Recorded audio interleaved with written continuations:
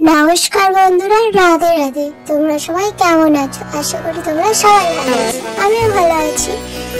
তো পরীক্ষার চাপে আমি এতদিন ভিডিও দিতে পারিনি, আজ থেকে দেব। তো আজকে আমি আঁকবো সরস্বতী ঠাকুর। তো কেমন করে আঁকতেছি তোমরা সবাই দেখতে থাকো, আর লাইক কমেন্ট শেয়ার করে দিও। দেখতে থাকো পুরো ভিডিওটা।